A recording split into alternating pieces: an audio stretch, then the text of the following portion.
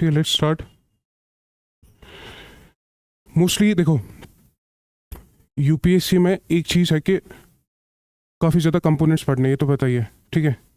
Each and everything मतलब you have to cover holistically, और काफ़ी ज़्यादा सोर्सेज को भी क्या आपको सोर्सेज को इंश्योर करना है कि वो सोर्सेज पढ़ो जो जो आपको टीचर्स बोलेंगे, राइट ना। क्वेश्चन ये है कि बुक को कैसे पढ़ना है, ठीक है। आपकी रीडिंग स्किल कितनी एनहांस्ड होनी चाहिए।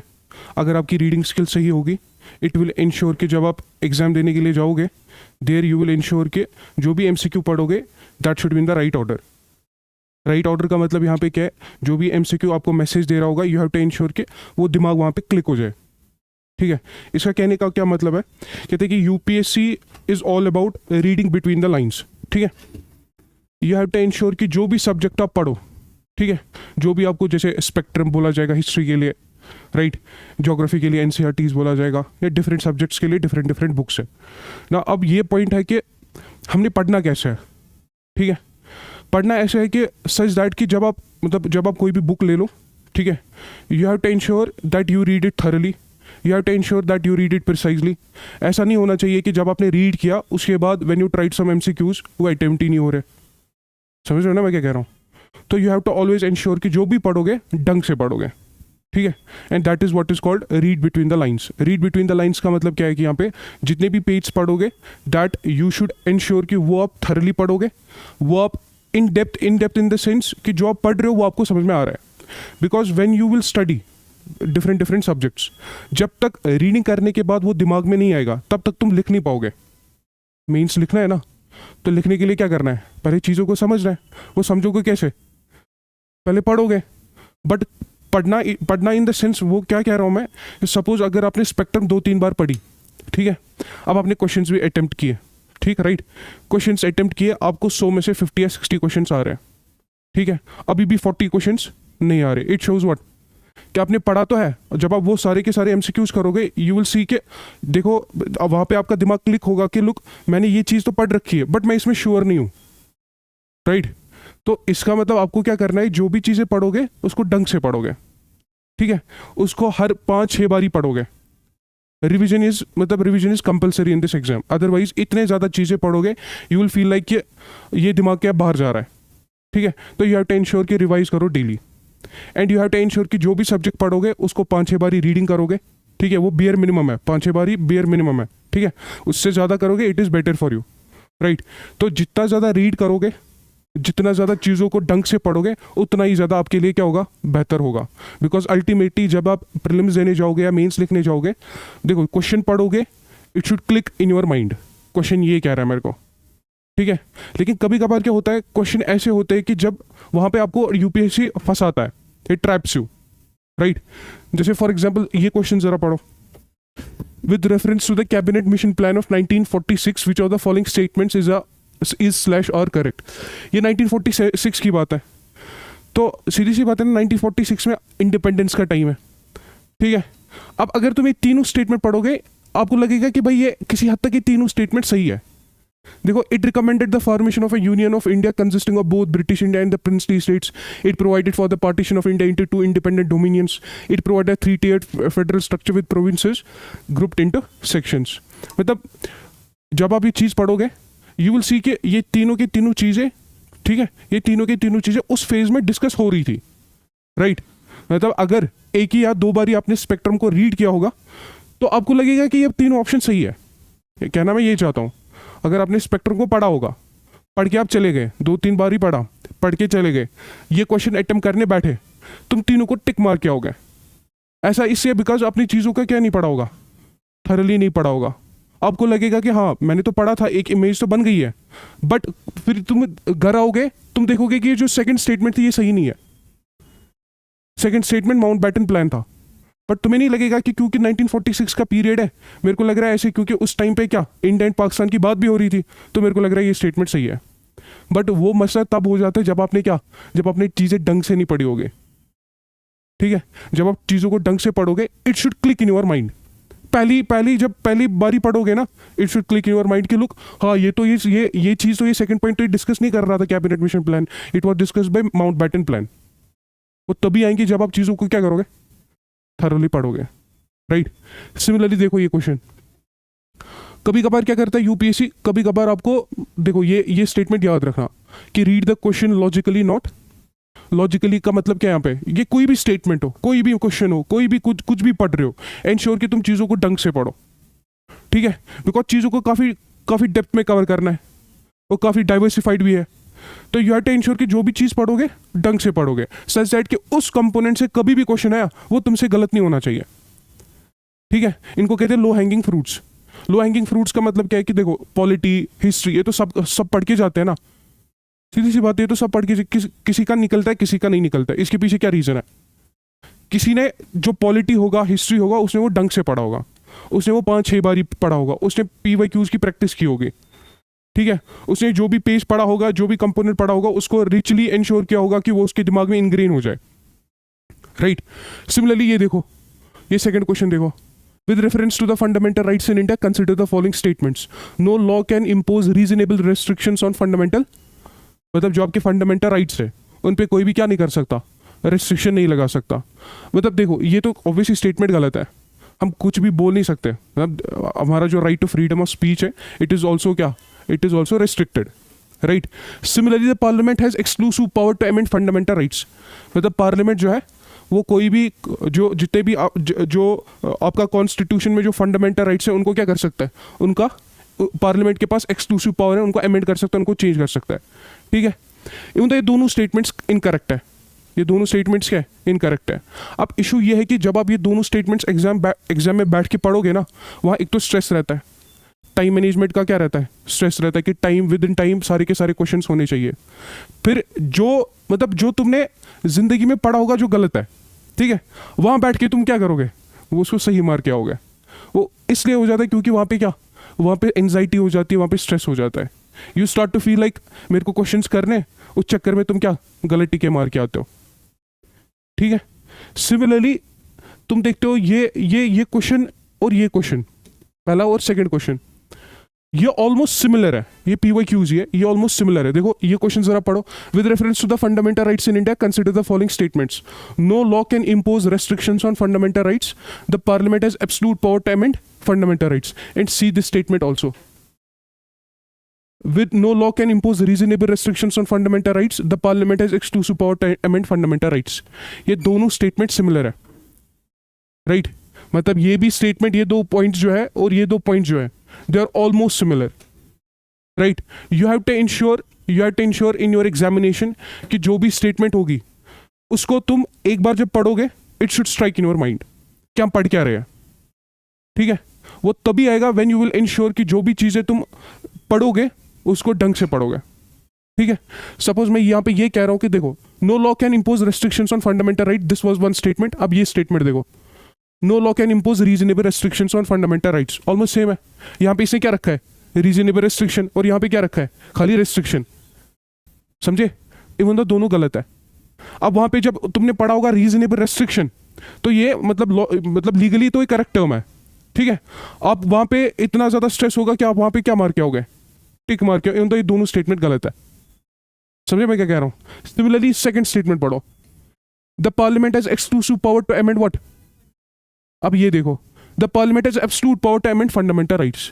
जब भी कुछ टर्म्स देखोगे ना, जैसे एब्सोल्यूट देखा, ठीक है, ऑल देखा, इंक्लूडिंग ऑल, राइट, मतलब कुछ ऐसे टर्म्स है जो यूपीएससी यूज करता है इन ऑर्डर टू चेक कि स्टूडेंट्स का कितना ज्यादा वहां पे क्या, कितनी ज्यादा क्लैरिटी है, वो कितना ज़्यादा उस चीज़ में इन्वॉल्व है, पेपर करने में इन्वॉल्व है। जैसे फॉर एग्जांपल कभी भी जब भी ये टर्म्स देखोगे, beat, absolute, never, always, all, only, completely, most of the time ये क्वेश्चन, ये स्टेटमेंट गलत रहता है, ठीक है।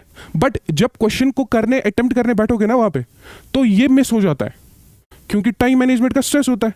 तो ये जो बेसिक टर्म्स है, beat, absolute, beat, never, beat, always, ये मिस हो जाता है। हमें लगता है कि हमने क्या किया है, सही किया है, घर आके वो गलत होता है, समझे। ये टर्म्स क्या है, ये sort of a trap words है। कोई भी टर्म लिखी होगी, लॉस में लिखा होगा इंक्लूडिंग ऑल, तो जो पहला कंपोनेंट होगा ना उस स्टेटमेंट का, वो सही होगा, लेकिन यूं ही उसने क्या इंक्लूड किया, इंक्लूडिंग ऑल, वो ऑटोमेटिकली गलत हो जाती है ना। तुम क्या करते हो, जब आप स्टेटमेंट पढ़ने बैठते लगते हो, तो तुम ये पहला स्टेटमेंट का जो पहला कंपोनेंट वो तो आपको सही लगेगा, वो इंक्लूडिंग ऑल वो दिमाग के वो उस टाइम पे बाहर चला जाता है, फिर वो गलत मार के आते हो, right. Similarly must, strictly, can not, ये भी कुछ ऐसे वर्ड्स हैं जो यूपीएससी यूज करता है इन ऑर्डर टू चेक क्या स्टूडेंट वहां पे अटेंटिव है कि नहीं। देखो at the end of the day जब आप ये इंशाल्लाह एग्जाम क्वालिफाई करोगे, you will be at the policy level, you have to implement the policies.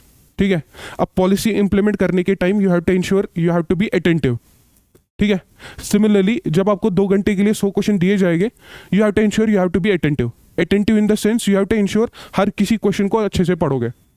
पता चला जो हम टेस्ट सीरीज में सही करके आ रहे थे वही क्वेश्चन कहाँ आया था यूपीएससी में, बट यूपीएससी में गलत हुआ। क्यों? क्योंकि वहां ढंग से नहीं पढ़ा। ठीक है, और तुम देखोगे ये जो मतलब reasonable, generally, in some cases, subject to conditions, UPSC तुम्हें वहीं से कह रहा है कि भाई देखो मैं खुद तुम्हें ये स्टेटमेंट जनरलाइज करके दे रहा हूं, मैं तुम्हें ये नहीं कह रहा कि इसमें क्या, इसमें स्पेसिफिसिटी है। मैं यूपीएससी खुद क्वेश्चन में तुम्हें कह रहा है कि मैं जनरलाइज वे में तुम्हें क्या स्टेटमेंट दे रहा हूं। मैं तुम्हें रीजनेबल यूज करके, रेस्ट्रिक्शन यूज कर, सॉरी जनरल यूज करके, इन सम केसेस यूज करके, सब्जेक्ट टू कंडीशंस यूज करके यूपीएससी तुम्हें पुट फॉरवर्ड वहीं से कर रहा है कि लुक मेरे को पता है कि ये जो स्टेटमेंट मैं दे रहा हूं, हाँ, ये सब केसेस में अप्लाई नहीं होती। ठीक है, एक होता है कभी कभार एब्सोल्यूट टर्म्स में चला जाना, ये एब्सोल्यूट नेवर, तो ये दिमाग में रखना, ये क्या है, ये हमेशा गलत ही रहता है। But when it comes to these terms you have to ensure कि वो सही रहता है, क्योंकि यूपीएससी वहीं से आपको हिंट दे रहा है कि लुक जो मैं तुम्हें बोल रहा हूं ना, ये हर किसी चीज में अप्लाई नहीं होता। राइट, अब देखो ये चीजें कहां से आएगी, मतलब ये ट्रिक्स जो रहती है ना, ये कैसे आती है, when you start to practise more and more UPSC questions. ठीक है, वहां आपको ये सारे के सारे ट्रिक्स समझ में आ जाएगी। And plus you have to ensure, देखो खुद सोचना, अगर मैं तुम्हें ये क्वेश्चन दूंगा, suppose I will provide this question to you, right. अब एक बंदा है जिसने चीजों को पढ़ा है, ठीक है, 1 या 2 बार पढ़ा है, और ऐसा एक बंदा है जिसने 5-6 बार चीजों को पढ़ा है, ढंग से पढ़ा है। Who has the higher chances कि वो करेक्ट मार्क है? ऑब्वियसली बात है जिसे 5-6 बार पढ़ा होगा। जो 2-3 बार पढ़ता है ना, उसको लगता है कि मेरे को सारा पेपर तो समझ में आ रहा है, यूपीएससी का कोई भी पेपर हो, बीट प्रीलिम्स या मेंस, मेरे को सारा पेपर तो समझ में आ रहा है, हर कोई चीज मैंने पढ़ रखी है। बट वो क्या रहता है वहां पे, वो वहां पे डाउट में रहता है, मैं सी ऑप्शन को टिक मारूं, मैं डी ऑप्शन को टिक मारूं। राइट, लेकिन जो 5-6 बार पढ़ता है उसके दिमाग में क्लैरिटी आती है, फिर जब वो क्वेश्चन करने बैठता है उसको एकदम से चीजें स्ट्राइक करती है, फिर वहां पे उसको डाउट नहीं रहता, जो ठीक होगा वो ठीक होगा। समझ आओ क्या? अब देखो फॉर एग्जाम्पल मैं यही कह रहा हूं, देखो इन्होंने क्या किया था यूपीएससी ने, no law can impose restrictions, यहां पे क्या लगाया था, यहां पे क्या लगाया था, reasonable restrictions on fundamental rights. यहां पे लिखा था पार्लियामेंट हैज एक्सक्लूसिव पावर, यहां पे लिखा था पार्लियामेंट हैज एब्सोल्यूट पावर। यही दिमाग, यही यूपीएससी चेक कर रहा है कि एक ही स्टेटमेंट को उन्होंने 2 तरीके से दिया कि फंडामेंटल राइट्स पे कोई भी लॉ रेस्ट्रिक्शन नहीं लगा सकता, वहां पे लिखा था पहले पे रीजनेबल रेस्ट्रिक्शन नहीं लगा सकता, यहाँ पे रेस्ट्रिक्शन लिख दिया, ताकि वो आपका अटेंशन चेक करे कि आप जेन्युइनली एक एस्पिरेंट हो कि नहीं। आवाज समझ गया? सपोज मैंने इनको क्या किया था, कंपेयर भी किया था। देखो पहले में क्या लिखा था, restriction on fundamental rights, MCQ 1 में लिखा था रीजनेबल रेस्ट्रिक्शन, इसमें MCQ 2 में क्या लिखा था, no law can impose what, restrictions. देखो UPSC removes a key qualifier reasonable to confuse what, एक में लिखा था क्या रेस्ट्रिक्शन, एक में लिखा था रीजनेबल रेस्ट्रिक्शन, इवन द दोनों स्टेटमेंट गलत है। ठीक है, अब जब रीजनेबल रेस्ट्रिक्शन, जब पॉलिटी पढ़ोगे लक्ष्मीकांत, वहां पे लिखा है रीजनेबल रेस्ट्रिक्शन, तो जिसे 1-2 बार ही पढ़ा होगा उसको दिमाग में है रीजनेबल रेस्ट्रिक्शन, मैंने कहीं पे पढ़ा है, वो टिक मार के आएगा स्टेटमेंट को। अब ऑब्वियसली बात है जिसने ढंग से पढ़ा होगा, बीट रीजनेबल रेस्ट्रिक्शन है, बीट रेस्ट्रिक्शन, उसको पता है कंसेप्चुअल क्लैरिटी है कि कोई भी लॉ क्या नहीं कर सकता, can impose reasonable restrictions on what, fundamental rights. Right, similarly next चीज देखो, एक्सक्लूसिव पावर यहां लिखा था MCQ 1 में, MCQ 2 में क्या लिखा था, absolute power. UPSC replaces a vague term exclusive with an extreme one, absolute, making the statement, I told you, जब भी लिखा हो only, absolute, including all, these are trap words. You have to ensure के हर कोई चीज, हर कोई line सही से पढ़ो। सिमिलरली क्या होता है, कभी कभार यूपीएससी क्या करता है, यूपीएससी एब्सोल्यूट स्टेटमेंट्स में फंसाता है बच्चों को। Absolute statements, for example, the president can never refuse to act on the aid and, देखो यहाँ पे क्या लिखा, नेवर। नाउ ये जो टर्म्स है ना, नेवर हो या कोई भी टर्म ऐसी हो, देखो नेवर, राइट, ये कभी कभार क्या हो जाता है, कभी कभार वहां पे इतने ज्यादा चीजें रश में हो जाती है कि ये स्किप हो जाता है, ये दिमाग के बाहर हो जाता है। कहा है समझ गए? सिमिलरली अब देखो, why it is wrong, the president can send advice for reconsideration once, ये आगे जाके पढ़ोगे। But remember, whenever you see these terms, absolute terms, you have to ensure वो गलत मार्क किया होगे, मतलब ऑब्वियसली सही मार्क किया होगे। ठीक है, सिमिलरली द वर्ड स्वैप, ये देखो नेक्स्ट क्वेश्चन देखो, the Rajya Sabha has equal powers, ठीक है, as the Lok Sabha in passing what money bill, ये गलत है। मतलब मैं तुम्हें समझा रहा हूं कि कैसे क्वेश्चन आएंगे, कैसे वो तुम्हें ट्रैप करेंगे वहां पे, ठीक है। ऑलवेज इंश्योर जो भी चीज पढ़ोगे वो ढंग से पढ़ोगे, ताकि तुम्हें बार बार पढ़ने की क्या नहीं हो। एंड इंश्योर कि अगर तुम्हें एनसीईआरटी को पढ़ने के लिए सपोज 2 महीने लगते हैं, और 15 दिन ले लो, राइट, और 15 दिन ले लो, सच दैट की चीजें ढंग से कवर करो, सच दैट कि उनको बार बार पढ़ने की क्या नहीं हो, सच दैट कि जब रिवीजन का टाइम हो एक ही बार में सारा का सारा समझ में आ जाए, ठीक है। क्योंकि इसमें टाइम का काफी ज्यादा कंस्टेंट है, अनलेस एंड अनटिल तुमने 5 या 10 साल का प्लान बनाया हो, ठीक है, वो उतना टाइम तो नहीं है, 2 या 3 साल ही में तो निकालना है ना। तो therefore you have to ensure जो भी चीजें पढ़ो ढंग से पढ़ोगे, एक ही बार पढ़ोगे, सच दैट चीजें इंग्रेन्ड हो, राइट। सिमिलरली नेक्स्ट स्टेटमेंट भी देखो, fundamental rights are absolute in India. मैं ना वही नहीं ट्रैप वर्ड्स, एब्सोल्यूट वो वहीं से कह रहा है भाई, मैं तुम्हें यहीं से इंडिकेट कर रहा हूं कि जो मैं बोल रहा हूं गलत है, बट वहां पे दिमाग नहीं चलता हो, तुम वहां पे गलत मार के आते हो। फिर जब घर आते हो, जब घर में काम माइंड होता है, फिर जब क्वेश्चंस को चेक करते हो, भाई मैंने कौन सी गलती की वहां पे, जो मैं हर हमेशा सही मार के आता था वो गलत हो गया वहां पे, राइट। सिमिलरली यू सी, ये क्वेश्चन भी जरा पढ़ो जरा एक बार। The vice president of India is elected by electoral college consisting of only, देखो ओनली है ना वर्ड, ठीक है। अब वहां पे क्योंकि टाइम कंस्ट्रेंट है, जब ये स्टेटमेंट पढ़ोगे तुम्हें लगेगा सही है, बस उन्होंने क्या किया था, यहां पे ओनली ऐड करके तुम्हें वहां पे कंफ्यूज कर दिया। तुम बार बार जब पढ़ रहे थे तो ढंग से नहीं पढ़ा था, तुम्हें लग रहा है ये स्टेटमेंट सही है, इवन तो ये गलत स्टेटमेंट है। ये इंट्रिकेट है, माइन्यूट डिटेल्स है which you have to ensure कि तुम ढंग से करो।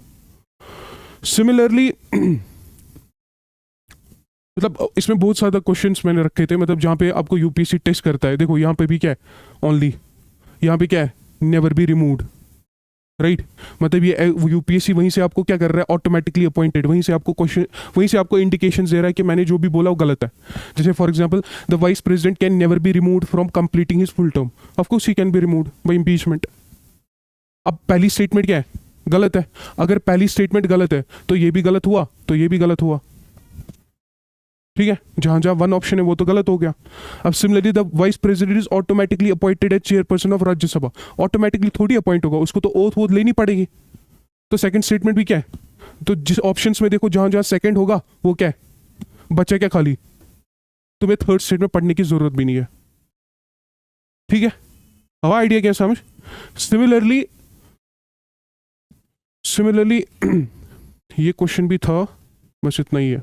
सिमिलरली ये क्वेश्चन पढ़ो, the partition of Bengal in 1905 was annulled due to, ये पॉइंट भी है, pressure from Indian National Congress, protest by Indian businessmen, ये वेग ऑप्शन है यूपीएससी से। The rise of Muslim leagues opposition, administrative difficulties faced by British. कभी कभार UPSC क्या कर देता है, आपको ऑप्शन सेम दिखेंगे, same in the sense options आपको लगेंगे कि ऑप्शन सही है, सारे के सारे ऑप्शंस क्या है, वहां पे आपको इंश्योर करना है कि कौन इंक्रीजिंग ऑर्डर में सही है, कि सबसे ज्यादा इसमें सही कौन है, राइट। समझ रहे हो ना, तुम्हें लगेगा ये सारे के सारे ऑप्शंस किसी हद तक सही भी है, बट इसमें से कौन सा चूज करना है जो सबसे ज्यादा सही है। वो सबसे ज्यादा सही क्या है इसमें, administrative difficulties faced by British authorities, ठीक है। अब खुद देखो, मतलब छोटा सा माइन्यूट डिस्कशन किया हमने, तुम खुद देखोगे कि यूपीएससी वहां पे आपकी नॉलेज, ऑब्वियसली नॉलेज तो टेस्ट होगी, आपका अटेंशन टेस्ट होता है, आपकी पेशेंस टेस्ट होती है, आपका रीडिंग स्किल वहां पे टेस्ट होता है। और जितना ज्यादा बेटर रीडिंग स्किल, जितना अच्छा रीडिंग स्किल होगा, उतना ही ज्यादा तुम्हारा राइटिंग स्किल भी डेवलप होगा, मार्क माय वर्ड्स। एंड जितना ज्यादा तुम्हारा राइटिंग स्किल डेवलप होगा, उतना ही ज्यादा तुम्हारा स्पीकिंग स्किल भी यूज होगा, मतलब उतना ही ज्यादा इंप्रूव होगा। And these are the only 3 skills which you require in this exam. ढंग से चीजों पढ़ो, ठीक है, ढंग से क्लियर करो सारी की सारी conceptual clarity. Once you get that clarity, you will ensure कि जब भी आपको कोई क्वेश्चन प्रोवाइड किया जाएगा, यू विल इंश्योर कि दिमाग में ऑटोमेटिकली कुछ पॉइंट्स क्लिक हो रहे हैं, राइट। थर्ड, जब आपको क्या कंसेप्चुअल क्लैरिटी आएगी, जब वो इंटरव्यू का टाइम आएगा ना, क्योंकि आपने चीजों को ढंग से पढ़ रखा है, तो you will yourself get new words. And mark my words, you have to ensure के न्यूज़पेपर को डेली पढ़ोगे, because newspaper is the best source to develop these 3 skills, reading भी, राइटिंग भी, स्पीकिंग भी, ठीक है। क्यों, जब न्यूज़पेपर पढ़ोगे न्यूज़पेपर को आई टोल्ड यू, न्यूज़पेपर को इवन तो अगर आधा घंटा एक्स्ट्रा भी लगेगा, सपोज आधा घंटा एक्स्ट्रा भी लगेगा, यू हैव टू इंश्योर कि न्यूज़पेपर को एक अच्छे तरीके से पढ़ोगे, राइट। उससे होगा क्या, जब न्यूज़पेपर को अच्छे से तरीके से पढ़ोगे ना, जितने भी फिर सब्जेक्ट्स होंगे आपके, वो भी ऑटोमेटिकली क्या करोगे तुम, वो भी बेहतर तरीके से पढ़ोगे। फिर जब एक एक दिमाग में एक चेन बन जाती है, क्या अपने न्यूज़पेपर भी ढंग से पढ़ रहे हो, अपनी किताबें भी क्या सही से पढ़ रहे हो, रीड अच्छे से कर पा रहे हो, ऑटोमेटिकली कोई भी एग्जाम दोगे ना लाइफ में, जब भी कोई भी वहाँ ऑब्वियसली एमसीक्यू तो करने पड़ेंगे, यू विल इंश्योर कि वो ऑटोमेटिकली वो स्किल तुम्हारे ब्रेन में इंग्रेन्ड है, राइट। तो मार्क माई वर्ड्स, तुम ये याद रखना कि अगर तुम्हारा ये तीनों की तीनों स्किल अच्छे से डेवलप होंगे ना, you will clear any exam in India, remember this, ठीक है, याद रखना है। But it will only develop once you develop better reading skill. जितना बेहतर रीड उतना ही बेहतर राइट, उतना ही बेहतर स्पीकिंग, ठीक है। और इसका सबसे बड़ा सोर्स क्या है, यूर बुक्स, यूर न्यूज़पेपर, ठीक है। तो न्यूज़पेपर को इवन तो अभी तो तुम स्टार्टिंग में ही आ गए हो, मतलब with time you will develop that, मतलब डेवलप दैट स्किल ऑल्सो। तो अगर पूरा न्यूज़पेपर नहीं पढ़ाया जाता है, मतलब काफ़ी टाइम लग रहा है, ठीक है, एक दो आर्टिकल ही पढ़े, बट डेली पढ़ना है, ठीक है। उससे होगा क्या, नए वर्ड्स भी आएंगे, अपनी वोकैबुलरी भी डेवलप होगी, न्यू थॉट्स भी आएंगे। हाँ, ऐसा लगेगा कि मैं जो कर रहा हूँ प्रोडक्टिव कर रहा हूँ, राइट। तो न्यूज़पेपर को कभी क्या नहीं करना, स्किप नहीं करना, ठीक है। तो एक तो ये था। नेक्स्ट इसमें मतलब इस होल जर्नी में 2-3 की पॉइंट्स हैं। पहला की पॉइंट ये है कि अगर आप चीज़ों को ढंग से करोगे, ठीक है, सिलेबस को ढंग से करोगे, जो टीचर आपको जो भी बुक बोलेगा वो करोगे, ठीक है, अच्छे से थरली पढ़ोगे, तो तुम अपनी लाइफ में कभी बंद नहीं होंगे, रिमेंबर दिस। बट प्रोवाइडेड कि आप अपना बेस्ट दो, ठीक है। बेस्ट देने के बाद मैंने ऐसा कोई स्टूडेंट नहीं देखा कि जिसने मतलब अपना बेस्ट दिया है और वो कुछ नहीं कर रहा जिंदगी में, कुछ ना कुछ तो कर ही लोगे, ठीक है। बट प्रोवाइडेड चीज़ों को क्या करोगे, ढंग से पढ़ोगे। इट्स फिर बाकी करना होना हो वो अल्लाह ताला तक है, बट हमारे तक क्या है, कोशिश है, मेहनत है, it is in your hands.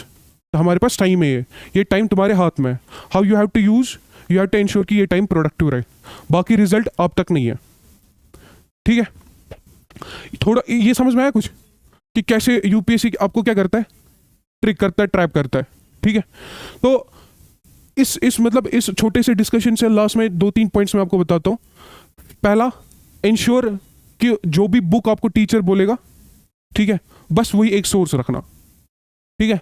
अगर फॉर एग्जांपल मैं पढ़ाता हूँ EVS, I will tell you some books, ठीक है, एक बुक बोलूँगा मैं, वो बुक आपको थरली पढ़नी है, ठीक है। बुक भी नहीं पूरा बोलता मैं, जो टॉपिक मैं यहाँ कराता हूँ वो तो खुद पढ़ने नहीं है, बिकॉज सुगेस्टिवली डुप्लीकेशन ऑफ एफर्ट्स, हाँ, एफर्ट्स से डबल हो जाएंगे। तो जो टॉपिक फॉर एग्जाम्पल यहाँ नहीं पढ़ाऊंगा मैं, वो आपको खुद पढ़ने पड़ेंगे, ठीक है। एक तो ये पॉइंट है। दूसरा पॉइंट ये है आपको कि जो भी टीचर जो भी बुक बोलेगा उसको 2-3 बार ही रीड करना है, 2-3 बार बियर मिनिमम है, ज़्यादा से ज़्यादा क्या 5-6 बार तो बियर मिनिमम, मेरे को लगता है 5-3-4 बार 6 तक के बियर मिनिमम है, मतलब करना ही करना है। उसके बाद जब तुम देखोगे ना, जब तीसरी बारी चौथी बारी बुक को पढ़ोगे तो बस कि इस बुक्स इसमें पढ़ा, इसमें अब वही नई चीज़ बना, ठीक है। जब एक बारी दूसरी बारी पढ़ते हैं ना तो तुम्हें लगता है ठीक है, हाँ जा रहा है, दिमाग में जा रहा है, ठीक है। जब फिर इंसान चौथी बार पढ़ता है, 5वीं बार पढ़ता है, उसको बुक से नए नए इंसाइट्स आते हैं, ठीक है।